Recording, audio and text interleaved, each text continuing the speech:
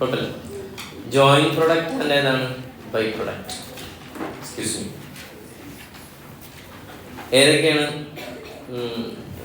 Process? 1,80,000 kilogram of raw material ആവശ്യമുണ്ട്. എന്നിട്ട് ഏതൊക്കെ പ്രൊഡക്റ്റ് ഉണ്ടാക്കും? പിയും ക്യൂ ഉണ്ടാക്കും. ദ കോസ്റ്റ് ഓഫ് മെറ്റീരിയൽ 8 ആണ്. അപ്പോൾ total joint cost of material എത്ര വരുന്നുണ്ടാവും? മെറ്റീരിയൽ 1,80,000 ഇത് എത്രയാണ്? 8 ഇൻപുട്ട്. ഓക്കെ അല്ലേ? എത്ര? 12 ലക്ഷം. കൂടാതെ വീണ്ടും കുറച്ച് പ്രോസസ് കോസ്റ്റ് വരുന്നുണ്ട്. എത്രയൊക്കെയാണ്? മെറ്റീരിയൽ, വേജ്, ഓവർഹെഡ്, ഫിക്സഡ് ഒക്കെ ഒന്ന് ടോട്ടൽ ചെയ്യാൻ. പാർട്ടിസിപ്പേറ്റ് പ്ലസ് ആ 12 ലക്ഷം കൂടെ ആഡ് ചെയ്ത് എത്ര വരും?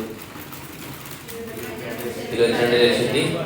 This is what is joint cost. അപ്പോൾ ഇത്ര ഉള്ളൂ. ഇത്രയും ഭാഗങ്ങൾ നമ്മൾ ഞെട്ടണ്ട. ഇത് ജോയിന്റ് കോസ്റ്റ് തരാനുള്ള എന്താണ്? ഒരു സാധനം ഡയറക്റ്റ് തന്നാൽ മതി. ഇത് പകരം എന്ത് ചെയ്തു? ഇങ്ങനെയൊക്കെ തന്നു. That's all. May I? Okay. ഈ ജോയിന്റ് കോസ്റ്റ് ആർക്കൊക്കെ ഉള്ളത്? 2 പ്രൊഡക്റ്റ് ഉണ്ട്. ആരൊക്കെ? പി ഉണ്ട്, ക്യൂ ഉണ്ട്. ഇനി loss in the process 5% of input and output ratio P Q which emerge simultaneously 1:2. അങ്ങനെ പറഞ്ഞാൽ പി യു ക്യൂ ഔട്ട്പുട്ടായിട്ട് വരുന്നത് ഏതാണ്? 1:2. ഇപ്പോൾ 100 ഉണ്ടെങ്കിൽ വേണം, 300 ഉണ്ടെങ്കിൽ 100 ഏതായിരിക്കും? പി ആയിരിക്കും. പിന്നെ 200 ഏതായിരിക്കും? ക്യൂ ആയിരിക്കും. പിന്നെ ലോസ് വരുന്നുണ്ട്. ഇൻപുട്ട് 10% എന്ത് വരും? ലോസ് വരും. Okay, that's all. പിന്നെ അപ്പോൾ ഈ കാണിച്ചു the selling price of 2 product split off point selling price 12 വരുന്നുണ്ട്, 20 ഉണ്ട്. അപ്പോൾ സ്പ്ലിറ്റ് ഓഫ് പോയിന്റ് സെയിൽ ചെയ്യുകയാണെങ്കിൽ നമുക്കറിയാം എന്താ ഇതിൻ്റെ വിളിച്ച് പറഞ്ഞാലോ. ഇന്നലെ വരാത്തോണ്ട് ഇന്ന് വേണ്ട പറയാറുണ്ട്.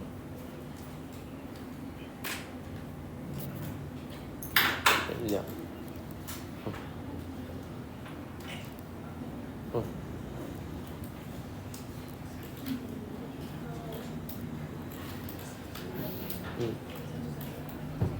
അത്രേ ഉള്ളൂ.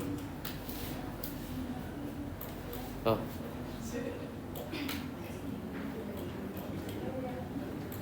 ആ ആ ഇനി ഞാൻ ബ്ലോക്ക് ചെയ്താണ് നമ്പർ. ശരി ശരി. ആ ഇതിലും വന്നു നോക്കണല്ലേ. ഒഴിവായിക്കാണേ. ഇനി ടെററാകുമ്പോൾ ഞാൻ വിളിച്ചോളാം. ശരി, നീ ബ്ലോക്ക് ചെയ്താണ്. ഓക്കെ. സോറി. സ്പ്ലിറ്റ് ഓഫ് പോയിന്റിൽ വെക്കുമ്പോൾ ഏത് കോസ്റ്റ് മാത്രമേ വരുള്ളൂ? നമുക്കറിയാം, ജോയിന്റ് കോസ്റ്റ്. ഫർദർ പ്രോസസ് ചെയ്ത് വരുമ്പോൾ ജോയിന്റ് കോസ്റ്റ് ഉണ്ടാവും. പിന്നെ ഏതുണ്ടാവും? ഫർദർ പ്രോസസിങ് കോസ്റ്റ് ഉണ്ടാവും. ഒക്കെ അറിയുന്നല്ലേ? അപ്പോൾ ഇവിടെ അതിൻ്റെ ഉദ്ദേശമാണ് ഫർദർ പ്രോസസ് ചെയ്യണം, സ്പ്ലിറ്റ് ഓഫ് പോയിന്റ് വെക്കണമെന്നായിരിക്കും ഉണ്ടാവും.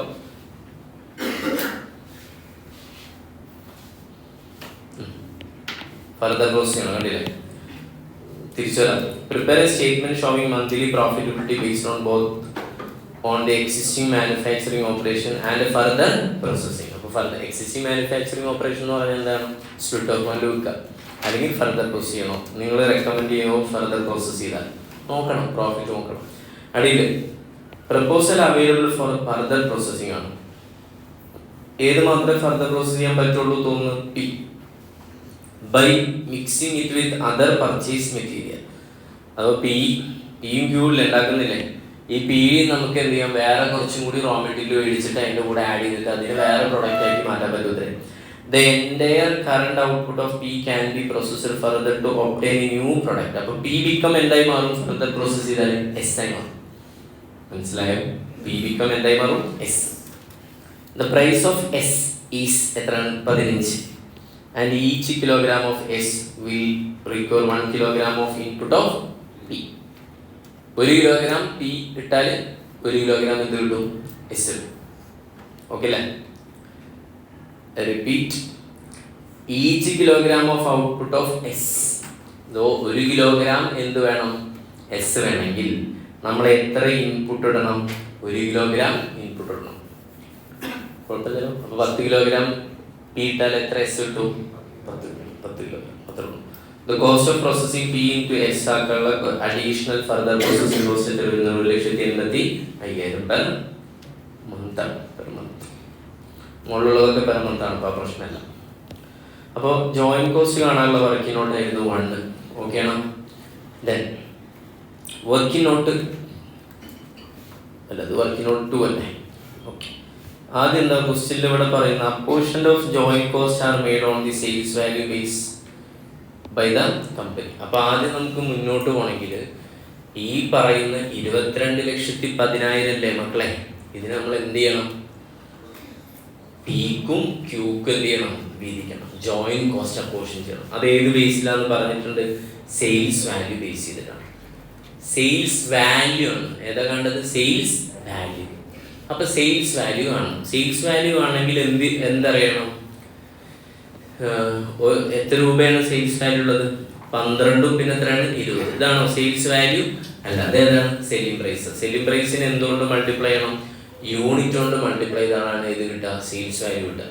അപ്പോൾ നമ്മൾ എന്ത് ചെയ്യണം? അതിലൊരു കളി കളിക്കണം. എന്താണ് ആ കളി? നിങ്ങളുടെ 1,80,000 നിങ്ങൾ ഇട്ട ഇൻപുട്ട്, ഈ ഇൻപുട്ടിൽ നിന്ന് 2 പ്രൊഡക്റ്റുകൾ മെർജ് ചെയ്യും. ഏതൊക്കെയാണ്? പിയും ക്യൂ. അതിൻ്റെ റേഷ്യോ എവിടെ തന്നിട്ടുണ്ട്? ഏതാ? 1:2 ആണ്. പക്ഷെ ഒരു പ്രശ്നമുണ്ട്. 1.80 ഇട്ട് കഴിഞ്ഞാൽ ഔട്ട്പുട്ട് എത്ര വരില്ല? 1.50 ഇട്ട് കഴിഞ്ഞാൽ അതിൻ്റെ 10% ലോസ് കഴിഞ്ഞിട്ടേ എത്ര വരുള്ളൂ. അപ്പോൾ എങ്ങനെയാണ് 10% കഴിഞ്ഞിട്ടുള്ളത് കാണുമെങ്കിൽ 10 5. ഓക്കെ. അപ്പോൾ എത്ര? 1,50,000 5% കുറച്ചിട്ടുള്ളത് 1,42,500. കണ്ടില്ലേ? Computation of output of P and Q. 1.50 input ഇടും, 5% ലോസ് വന്ന് ഔട്ട്പുട്ട് 1,42,500 വരും. അതിന് P1 PQ ക്യൂവിനും 1:2 റേഷ്യോ വന്ന 47,500 കിലോഗ്രാം, 9,95,000. ഇനി ജോയിൻറ്റ് കോസ്റ്റ് അപ്പോർഷൻ ചെയ്യണം. ജോയിൻറ്റ് കോസ്റ്റ് അപ്പോർഷൻ ചെയ്യാനുള്ള ബേസ് ഏതാണ്? On the base of sales value. Sales value എങ്ങനെ കാണാം? 47,500 ഇൻറ്റു സെല്ലിംഗ് പ്രൈസ് എത്ര? 12. മറ്റേ 95,000 ഇൻറ്റു എത്രയാണ്? 20. ക്ലിയർ അല്ലേ? യെസ്. അപ്പോൾ അതാണ് സെയിൽസ് വാല്യൂ ആണ് ഇവിടെ കണ്ടിട്ടുള്ളത്. വർക്കിംഗ് നോട്ട് നമ്പർ 3 പ്രകാരം നമ്മൾ ക്വാണ്ടിറ്റി കണ്ടിട്ടുണ്ട്. 47,500 ഇൻറ്റു 12, 95,000 ഇൻറ്റു 20. പ്രശ്നമില്ല. സെയിൽസിൻ്റെ എമൗണ്ട് തരുന്നതിന് പകരം യൂണിറ്റ് തന്നു, യൂണിറ്റ് ഇൻപുട്ട് തന്നു, ഇൻപുട്ടിൻ്റെ ലോസ് കണ്ടിട്ട് ഔട്ട്പുട്ട് വരുമ്പോൾ 2 പ്രൊഡക്റ്റ് ഉണ്ട്, അതിൻ്റെ റേഷ്യോ 1:2 തന്നു, നമ്മൾ കണ്ടെത്തി. Nothing great. അങ്ങനെ 57:190 എന്നുള്ള റേഷ്യോ ഒക്കെ എടുത്തപ്പോൾ ജോയിൻറ്റ് കോസ്റ്റ് 22,10,000 5, 10, 17 ലക്ഷം എന്ത് ചെയ്യും? അങ്ങോട്ട് അപ്പോർഷൻ ചെയ്തു. ക്ലിയർ? ഇനിയാണ് മെയിൻ സ്റ്റേറ്റ്മെന്റ്. സിമ്പിൾസ് ആണ്. ഫർദർ പ്രോസസ് ചെയ്യണം, സ്പ്ലിറ്റ് ഓഫ് വാല്യൂ കിട്ടണം. ഇത്രയും ഭാഗം ഏതിൻ്റെയാണ്? ഫർദർ പ്രോസസ് ചെയ്താണ്. ഫർദർ പ്രോസസ് ചെയ്താൽ എന്താണ്? എത്രയാണ് സെയിൽസ് വാല്യൂ വരുന്നത്? 47,000 പിന്നെ എത്രയായി? 95,000.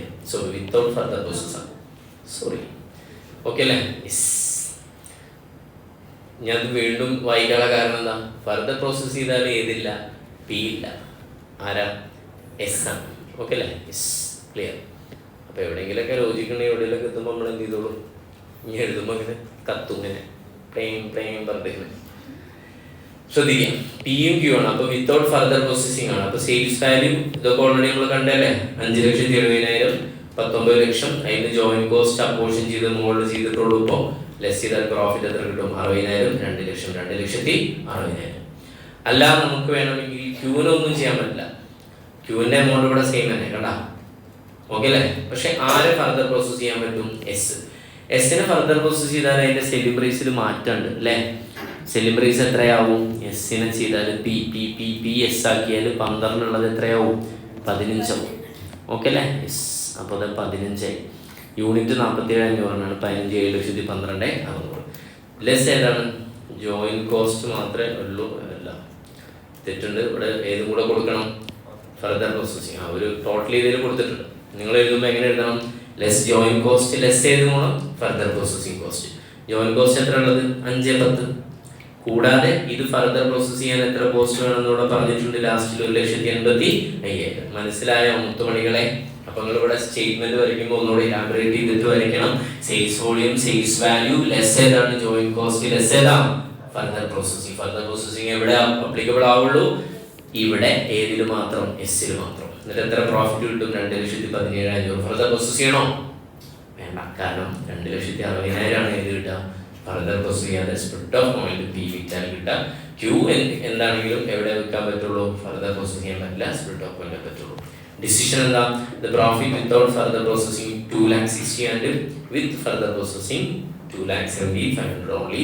Therefore further processing of B into S is not recommended. കുഴപ്പമില്ലല്ലോ. അപ്പോൾ ഈ ഒരു കാൽക്കുലേഷനാണ് ഇവിടുത്തെ ഒരു സാധനം, സെയിൽസ് വാല്യൂ.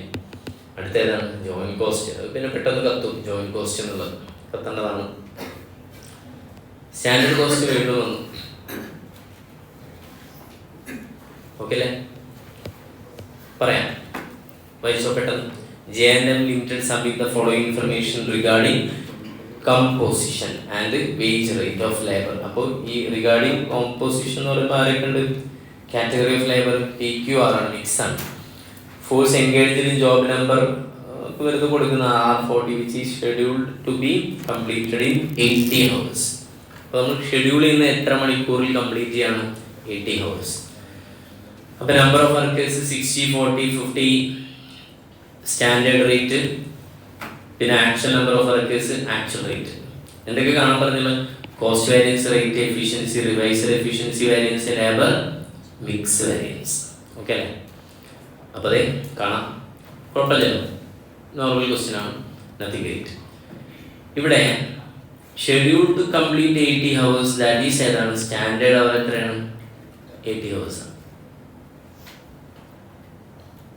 എന്ന് പറഞ്ഞാൽ സ്റ്റാൻഡേർഡ് അവർ ഫോർ ഏതാണ്, ആക്ച്വൽ ഔട്ട്പുട്ട്. നമ്മുടെ ആക്ച്വൽ ഔട്ട്പുട്ട് എത്രയെന്ന് ഇവിടെ തന്നിട്ടില്ല, പക്ഷെ ആക്ച്വൽ ഔട്ട്പുട്ട് നമ്മൾ ഷെഡ്യൂൾ ചെയ്തുള്ളത് എത്രയാണ്, 80 hours ആണ്.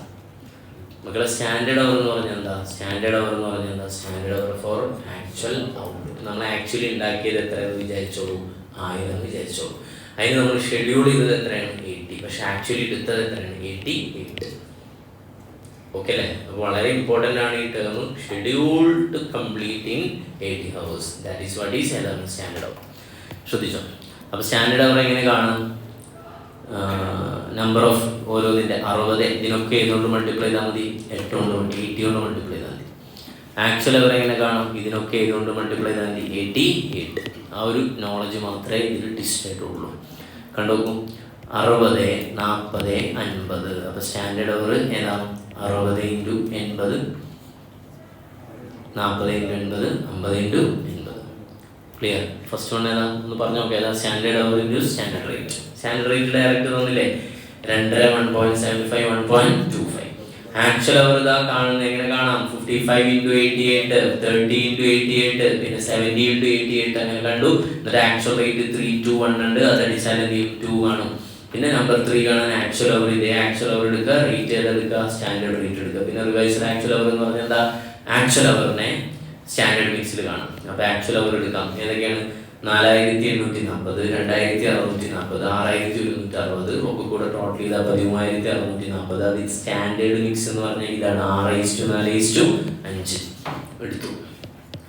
എന്നിട്ട് അവിടെ കൊണ്ടുപോയിട്ട് അപ്ലൈ ചെയ്യാം, ഇൻറ്റു സ്റ്റാൻഡേർഡ് റേറ്റ് അടിക്കാം. എന്നിട്ട് നേരെ എന്ത് ചെയ്യാം, വാരിയൻസ് കാണാം, labour cost variance 1 - 2, labour rate variance 3 - 2, labour efficiency variance 1 - 3, labour mix variance 4 - 3, labour yield variance 1 - 4.